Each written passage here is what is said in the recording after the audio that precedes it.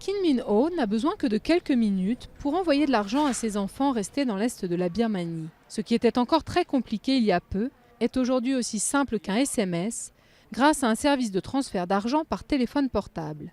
Dépôts et virements se font dans des petits magasins comme celui-ci. L'avantage, c'est que quand je transfère de l'argent, ça prend très peu de temps.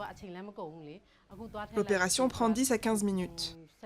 Et les enfants peuvent tout de suite me répondre qu'ils ont bien reçu l'argent. Comme 90% de la population birmane, Kim Min-ho n'a pas de compte bancaire. Et même pour ceux qui en ont un, les distributeurs automatiques de billets restent rares.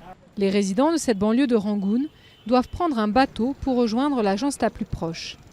Par manque de confiance, ils sont encore nombreux à conserver leurs économies sous le matelas ou à les convertir en or ou en pierres précieuses.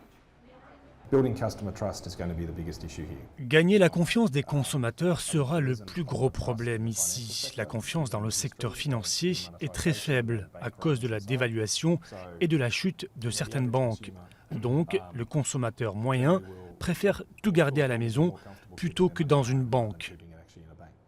Ces nouveaux services, qui coûtent moins de 1 euro le transfert, émergent tout juste en Birmanie, grâce au développement des téléphones portables. Aujourd'hui, 60% de la population en a un, contre 10% il y a 4 ans. Quand ce service sera vraiment populaire, il sera beaucoup plus utile que les banques, car il permettra aux gens de déposer ou retirer de l'argent à tout moment. Les banques ne peuvent faire ça que pendant les heures d'ouverture des bureaux. Les applications bancaires mobiles n'ont été autorisées par le gouvernement que depuis le mois d'avril et restent encore peu répandues. Mais le marché s'annonce juteux dans un pays pauvre, mais qui affiche une croissance de 8% par an.